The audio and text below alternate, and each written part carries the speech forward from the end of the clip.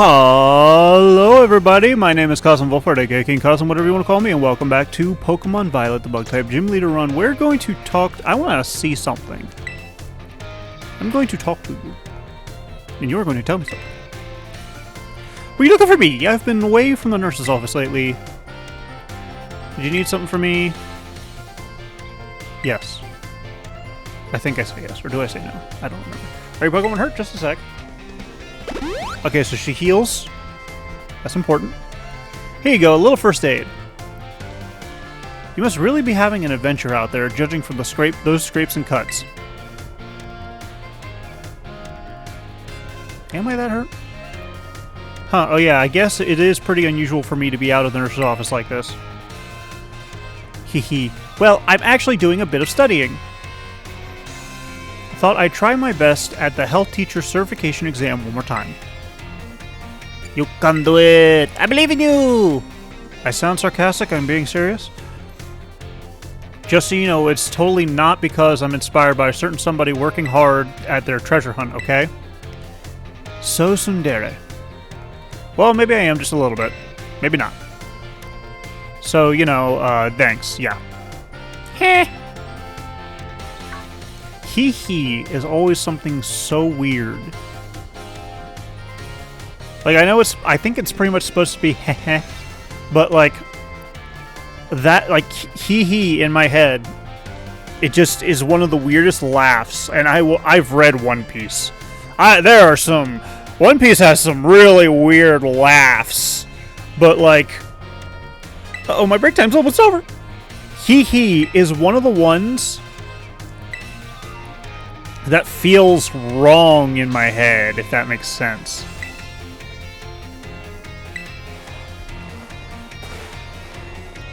Like, the only time I've ever had hee be okay in my brain is when I hear I am mischievous and evil. I am giving my dog a freak out.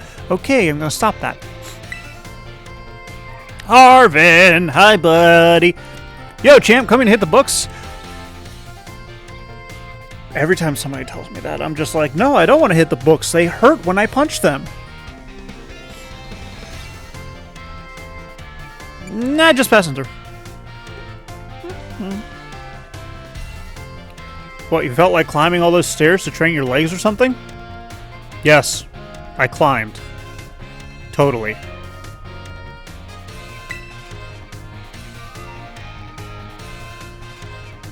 Oh, you know why? Want to know why I'm here?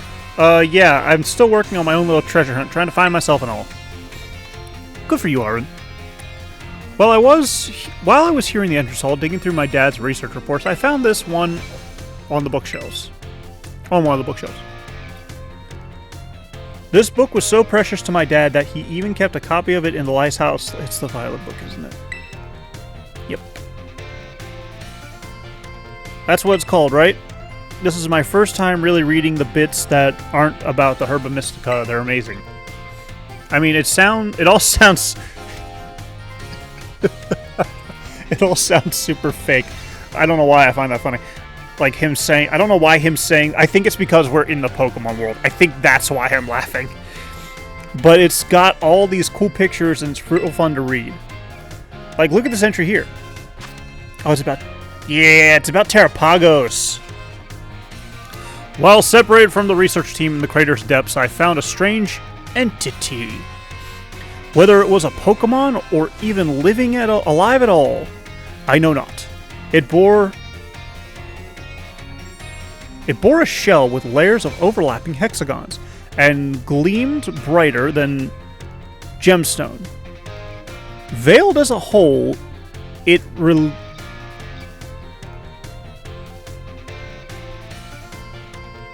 resembled a mysterious brilliant disc. Sorry, I was trying to like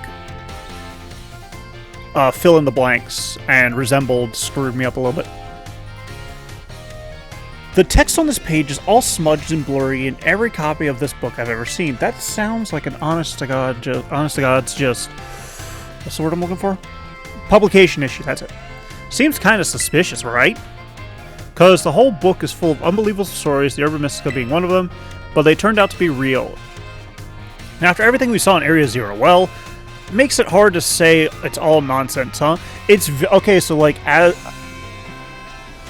there's a rule among acting and video games, especially for horror movies. And this is something that we all, as viewers, need to remember.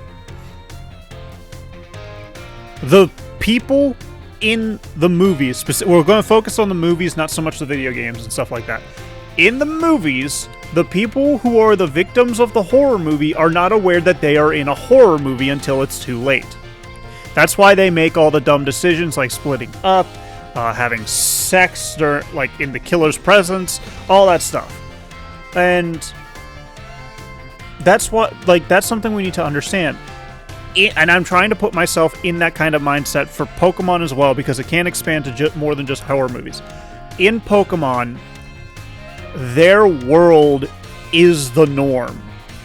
So what we see as these creatures that are so amazing and powerful and could literally destroy the world just by existing, they see it as a normal Tuesday jaunt through the park. So that's why I was laughing earlier about him saying it all sounds super fake, because I temporarily forgot in this world, Pokemon that can change the topography are relatively normal. Pokemon that can grant wishes exist. They mostly exist in legend, but select few find out that they're real.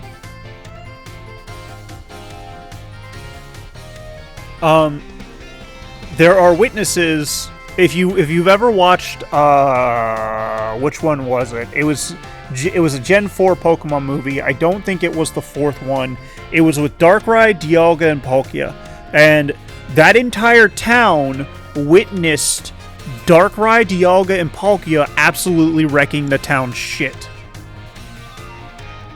And that entire town now has proof of a legend that actually exists. But we, as players, know that it's all quote-unquote real. Obviously, it's a video game. It's not actually real. But we all know it as real in their world because we know that they exist. We know that they're things. And we know we've played through the games and we've seen each and every one of them being existent. My dog's coming to try and say hi to me. Sorry, buddy. My stuff's set up. You cannot, jump up here. And that's something that, this is why suspension of disbelief is a thing, because you need to remember, in their world, in these people's world, it is a thing that is a true fact. Or it's their lore. Not our lore, not Sun Wukong and the Journey to the East, not Paul Bunyan and Johnny Appleseed. I think Johnny Appleseed was a folk tale. He might have been one of the ones that's real. Technically not King Arthur and the Knights of the Round Table. That was not really. That was a story and a half. Did you know Merlin wasn't a wizard? He was actually a druid. No joke, he actually was. It's interesting. What else is there? What else is another story? I'm trying to think that isn't just. Well. I guess we can count mythology and some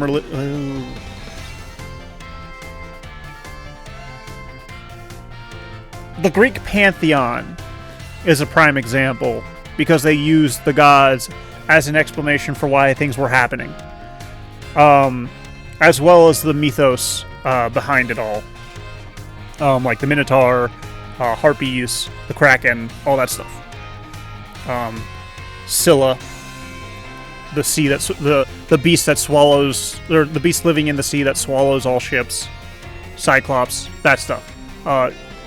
That's our lore and our legends. Pokemon's lore and legends is Area Zero, Terrapagos, all that stuff. But they get the benefit of discovering that shit is still freaking around and awesome. Meanwhile, we have to deal with freaking all the Bigfoot hunting shows. Don't get me wrong, I'm a cryptozoology fan. I love to think that there are creatures out there we still haven't fully discovered yet, and they're eluding us because we're stupid. But then I see shows like the Bigfoot. I know I've been on the screen for a long time and I'm doing a rant. I'll just start pressing the button. I love the stories about Bigfoot and Loch Ness and Mbembe, all that stuff. And I do want them to kind of be real. I guess it's a big reason that I'm a kaiju fan, because I feel like part of humanity's issue as a whole now is that we're no longer really discovering anything. And that's forced us to focus our short attention spans on each other, and that's part of our issues. Don't get me wrong, in the Age of Exploration, there was still a lot of conflict and a lot of just bad stuff going on. But, like, we were still not fully focused on each other.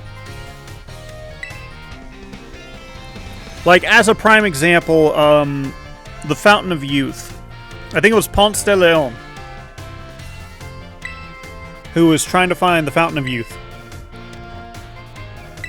And he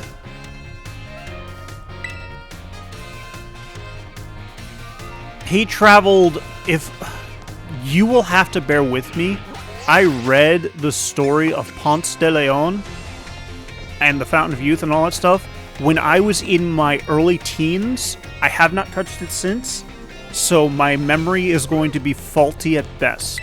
Let me talk to you and show you something real quick. Lady. Yes. Wo Chien, the Tablets of Ruin. Yeah. This woman scares me.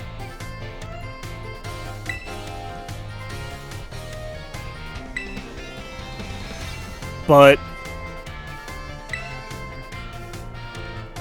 I do believe that something that will definitely change the course of history to stop being so against each other, in the terms of like wars and stuff like that, for the most part, would be a new age of exploration. Mainly because as an example, during the Cold War, we were so like hell bent on beating Russia, but we weren't actively like fighting each other. If that makes sense. Like, we were just trying to... Was it the Cold War? Crap, I might be wrong on this one. It was... Okay, so what I'm trying to talk about is the moon landing. Landing on the moon.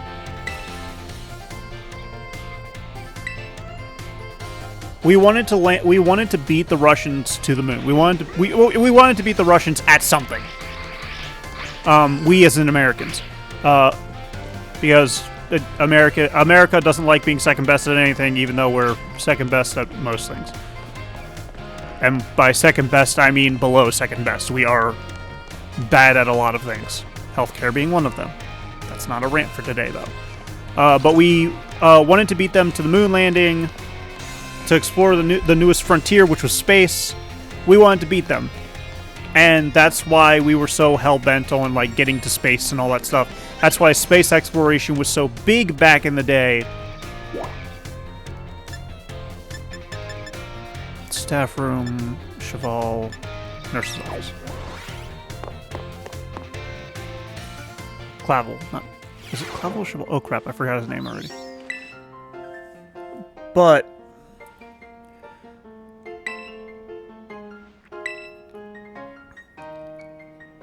oh my god, she passed! Yay! Congratulations! As Brassius would say, avant-garde.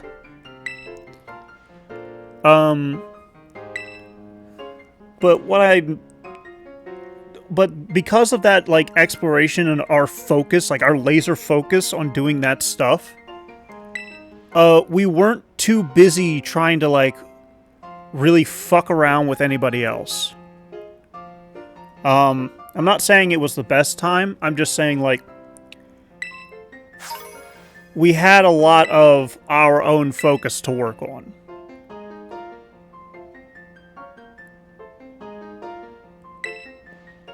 I mean, that makes sense. We are kind of in the middle of the year.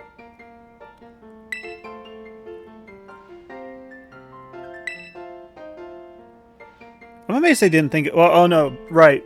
They did think about a health class, but she didn't pass the certification exam. That's why. I think that puts an end to this quest line. I don't know, but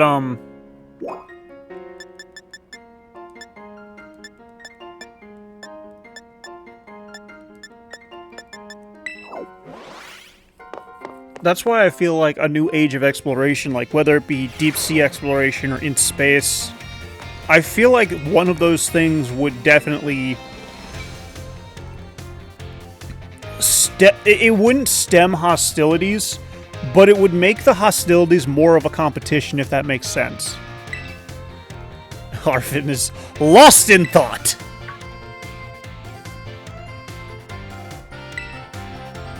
But yeah, like,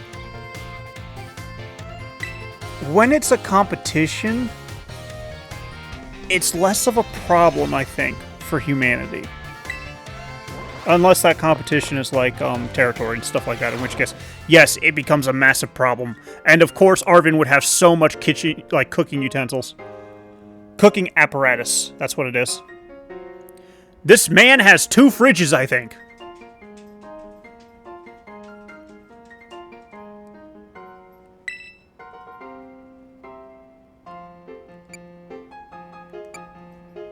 It's not surprising to me that it is clean for 2 reasons. Number 1, the kid has to take care of himself because his parents were really shitty.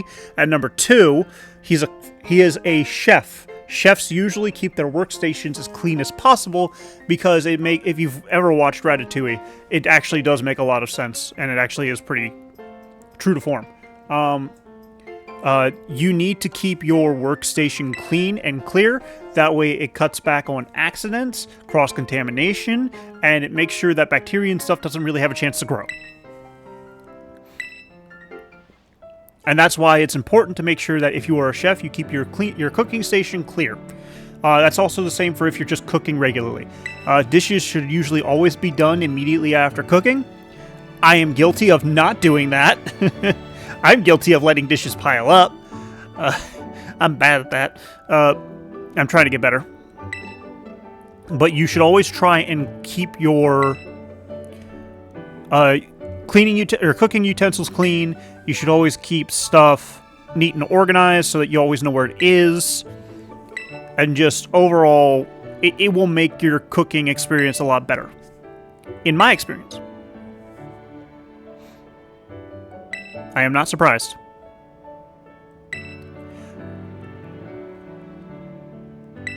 First off, I'll be behind you all the way. I'm sure you can pull it off.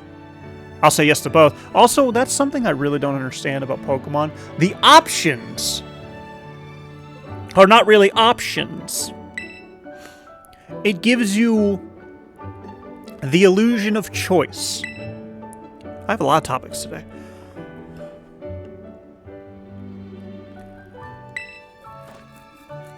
So the illusion of choice is very prevalent in Pokemon games. First and foremost, one of the most common ones is if it gives you an option and it gives you the option to say no, it will not let you select no. I mean, it will, but it won't. It will let you select no and then be like, why are you joking? You shouldn't be joking at a time like this. And ask you the same question again.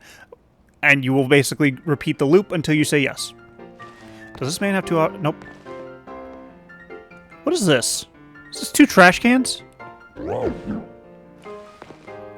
This man gets all the fresh veggies and tubers.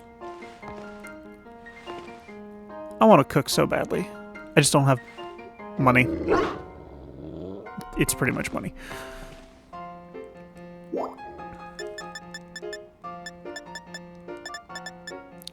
Okay, so I think I'm done with the nurse. It looks like I'm done with the nurse. And I think I'm done with Arvin. Let's go talk to Clive. I'm doing all this because I want to... There's items you can get from this that will help me with the DLC once we get to it. I can't remember who gives me what items. But I'm glad they added a way to talk to people. Like, it's fun to have post-game stuff where you interact with characters, because then it doesn't feel so much like the game ended after, like, the story ended.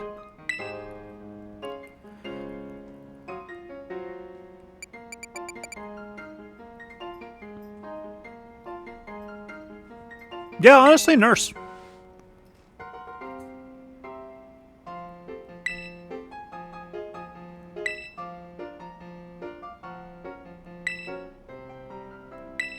But a prime example of this is Kingdom Hearts for me. The first Kingdom Hearts. I've already told the story about how I've actually felt nostalgia for the first time when I was really young as a child, playing the Gen 2 games that when they first came out, and traveling to Pallet Town and feeling that wave of nostalgia, and just like that I was here before. I remember all of this, and it just feels so empty. Like, I remember the fun I had, and I feel so sad that I no longer am experiencing those times again, even though I'm experiencing, like, new times. Let me go to the entrance hall. I want to see if I can farm the Clavel one. But Kingdom Hearts was on a different level. And the reason being is because in Kingdom Hearts, I think that was literally my first experience being able to travel all the way back to the beginning of the game. Almost the beginning of the game, I should say. Like, I actually was able to go and return to Traverse Town, the first world of the game that you actually played in. Technically second if you don't count Dreaming the first island, whose name I currently forget. You mean Clive?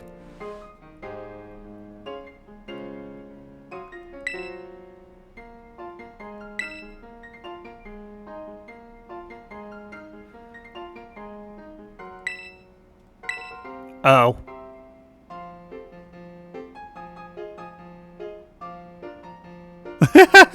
Oh no! Oh, you've given me too much power! Okay.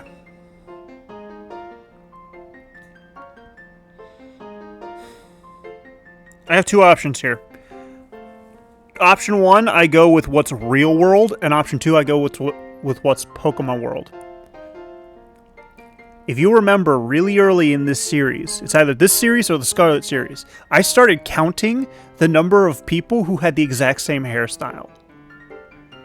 And the exact same hairstyle was technically a long locks type hairstyle. The issue is, I'm dumb. I don't really know hairstyle all that much. I don't know the actual name of the hairstyle. I never actually got my hair cut in this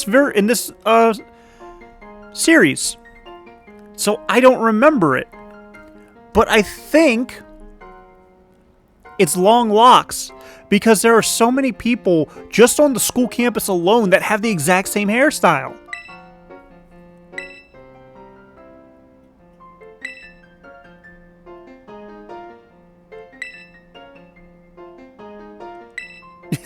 He openly admits it.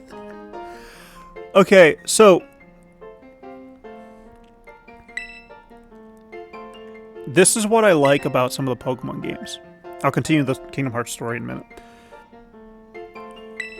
You can tell who's a main character based on the hairstyle. It's the anime protagonist syndrome, where the hairstyle is so off the wall and different from what is the norm, which is probably why so much of the hairstyle in the actual game is the same. And it's to keep the viewers and players focused on who's the actual, like, story. It helps them identify who's a part of the story. And usually without it, it becomes a problem. But that's why him having the pompadour was effective. But going back to the Kingdom Hearts style story. Kingdom Hearts 1, while lengthy, had a decent storyline. And that while there were some plot holes, it was a good game, in my opinion. Especially for the era that it came out. But the only way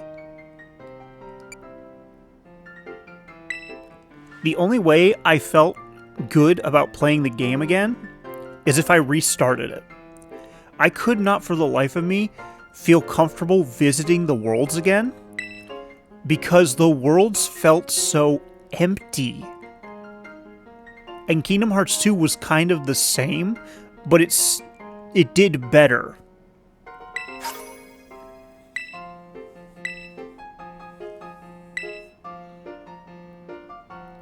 It did better than, say... Well, it did better than Kingdom Hearts 1. There was also enough content at the end of the game... Okay, good, I'm done with that. There was enough content done at the end of the game to distract from that without having you visit the world too much. In the first game, all you could really do was... Salvatore. His dress style is amazing. Like, it is outlandish and out there, but it looks neat. Okay, let's talk to you, Miss I don't like you.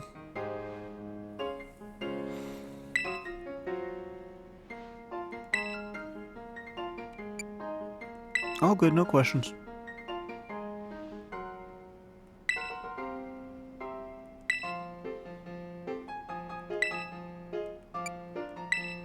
Do not quiz me outside of class.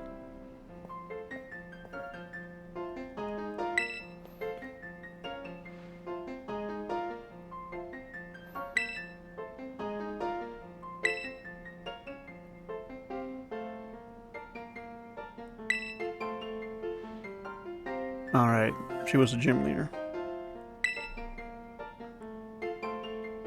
Oh right, she was a gym leader! She actually would have been a little bit of an issue for me, because she was the rock-type gym leader.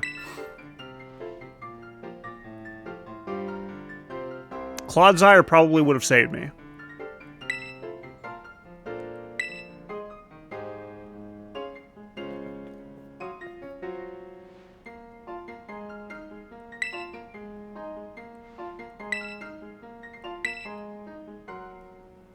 So I will say this. I do like how they implemented the game, or these conversations into the game, and made it so you can talk to the characters. And it definitely adds to the end game playability.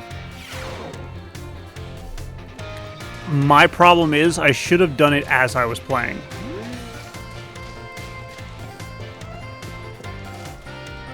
Nimona, what's going on with your hair, sweetheart? Okay, it returned to normal. Wait. Hang on. Is there a point where she... No, there's not. So she's in render the entire time. Got it. Once again, another way to make sure that you know kind of where you're supposed to go. And Nimona, out of all of our friends, actually has the most plain hairstyle, to be honest. Like, it feels like a genuine, like, Pokemon NPC. I think that's what they were going for. A little bit in terms of like the hairstyle, except for like the things on the front of her head. A Hoge, I think they are. Ahoge. I think that's how it's spelled. I think that's how it's pronounced. I'm almost certain that's how it's spelled. I just don't know how to pronounce it. But that's the name of any. I believe that's the name of any like piece of hair that's poking out from the front. That isn't bangs. Usually it's in characters where it will be from the front but on top of their head or directly on top of their head, and usually it's a way for them to express more emotion. Usually it becomes something like an exclamation mark in surprise, or it deflates and becomes like a little limp noodle whenever they're defeated. That kind of stuff. But if you don't take those into account and you look at her hairstyle for the most part, it is actually relatively calm, despite her behavior. It does give her a sense of professionalism in what she's doing, which is battling non-stop because the woman just doesn't think about anything but battling. But when you think about the characters' hairstyles in this game, it is literally the most tame. Like, I would expect this to be on an NPC. Like, not an NPC, a non-story NPC, let me put it that way. But I've rambled on long enough about this stuff. I'm going to call it here. Thank you all so much for watching. If you enjoyed this episode, please leave a like, and don't forget to subscribe to my channel. That way you can see more content like this in the future. And if you come back on the regular and you're not subscribed, please subscribe. I apologize for some reason I have the burps. It's free. It helps out a ton. I'm greatly appreciative. And if you could share this video with your friends, your family, your favorite group of, I don't know, school faculty members, I'd appreciate that as well. As always, I will see you as we continue our adventures in Pokemon Violet, the Bug-type Gym Leader run. Bye-bye.